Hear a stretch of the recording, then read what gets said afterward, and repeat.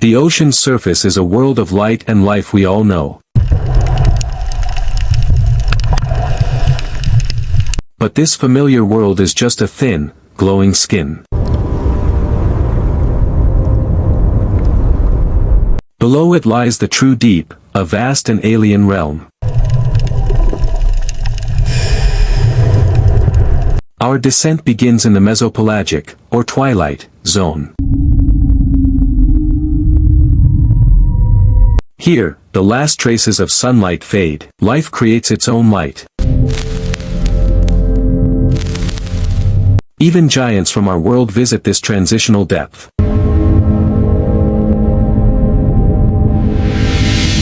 Creatures become ghostly. Transparency is the first great adaptation. To hide from predators below, some mirror the faint light from above.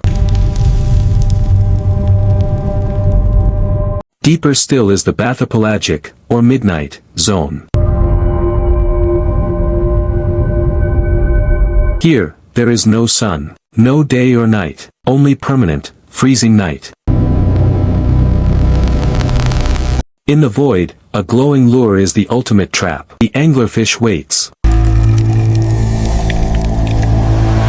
In a world with scarce food, you must never let a meal escape.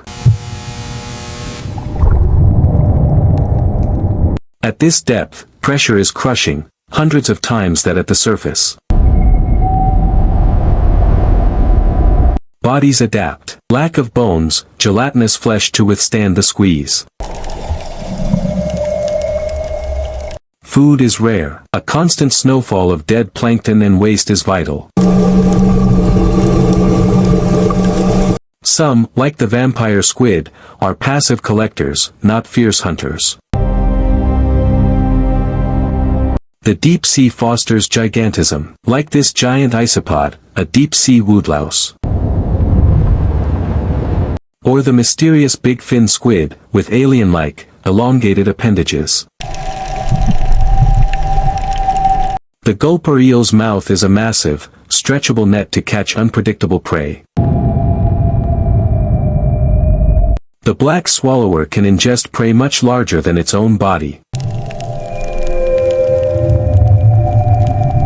We reach the abyssal plain, a vast, muddy desert under the weight of the ocean.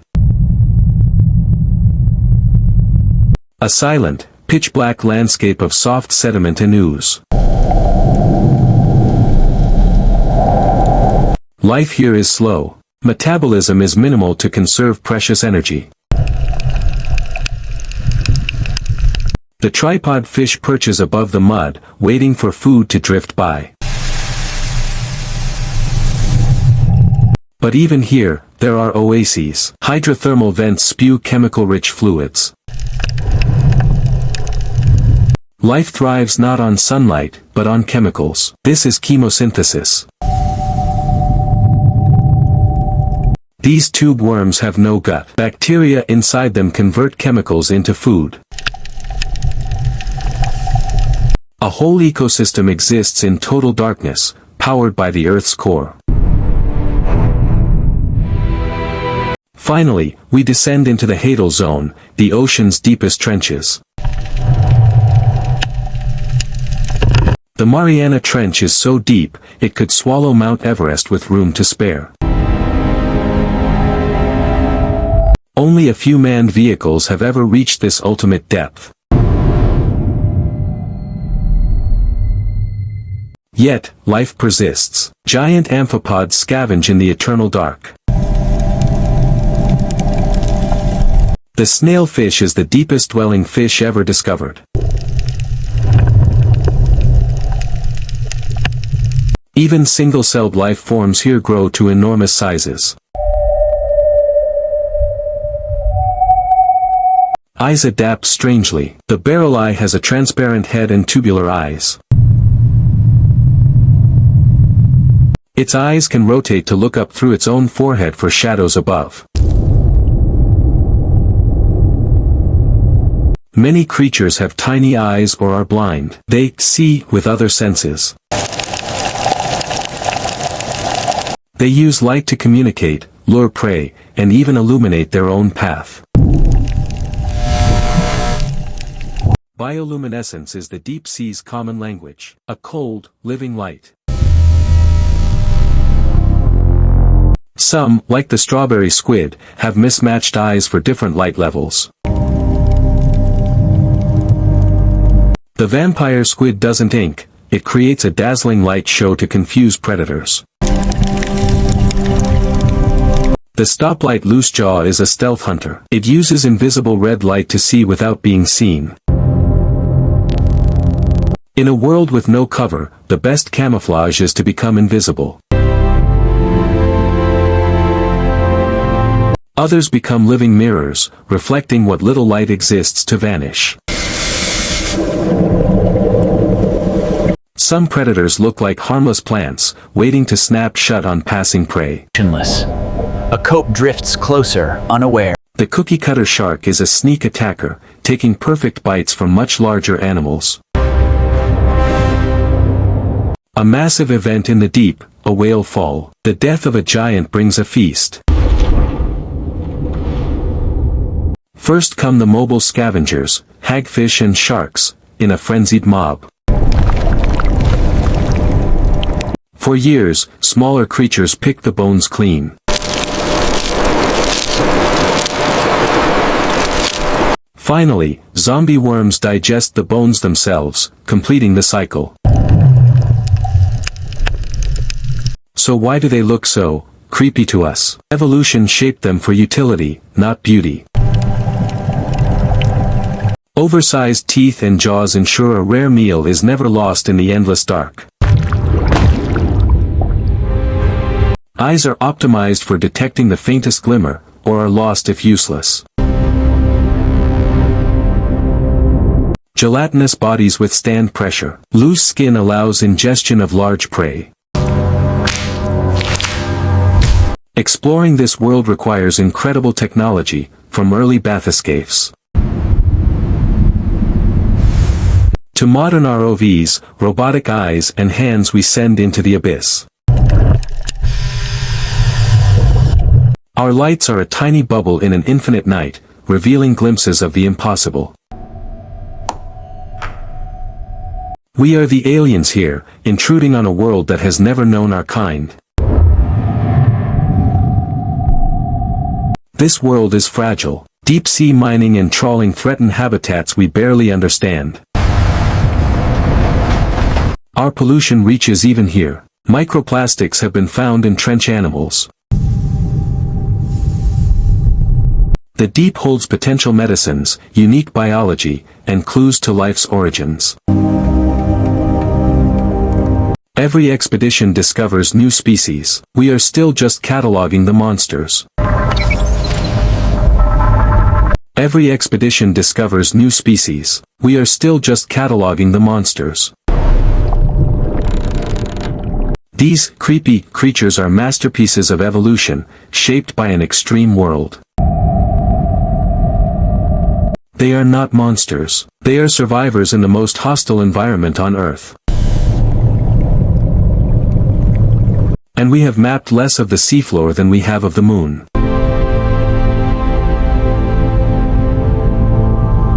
There is haunting beauty in the darkness, a silent, living light show. A world where life glows, hunts, and thrives under impossible pressure.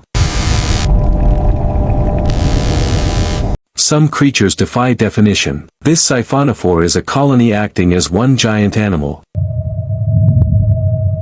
Each segment has a specialized role: swimming, feeding, reproducing. The bloody belly comb jelly's red gut hides the glow of its bioluminescent prey. Its stomach can stretch to impossible sizes, a necessary skill for a rare feast. Aggression is key. The fringehead's massive mouth is for territorial battles in tight spaces. On the seafloor, the sea pig, a deep-sea cucumber, trudges through the eternal mud. Not all is horror. The Dumbo octopus is a gentle, graceful flyer of the deep. Even the seafloor has its traps. This anemone acts like its plant namesake. Vent ecosystems are islands of life, isolated by thousands of miles of barren plains. The Yeti crab farms bacteria on its hairy arms, then eats them. New species are constantly found. This pale, ghost octopus was only recently discovered. This snail's shell is armored with actual iron, a unique adaptation against vent predators. The Pompeii worm is one of Earth's most heat-tolerant animals, surviving extreme temperatures. Not all vents are black smokers. Cooler, white smokers host different life. Vents form where Earth's crust pulls apart, creating this chemical-rich lifeline. These oases are temporary. When a vent dies, its entire community perishes. Cold seeps are another deep-sea oasis, where methane and oil seep from the seabed. Like vent life, seep clams and worms rely on bacteria that eat methane or sulfide. Methane hydrate, or fire ice, can form mounds where unique worms make their home. The deep isn't all flat plains. Underwater canyons channel food, creating rich hotspots. On seamounts, currents concentrate food, allowing dense cities of filter feeders to thrive. Slow-growing deep-sea coral gardens can be thousands of years old, vital for biodiversity. Ambush is a common tactic. The stargazer is a living landmine on the seafloor. In a split second, it erupts from the sand, swallowing its victim whole.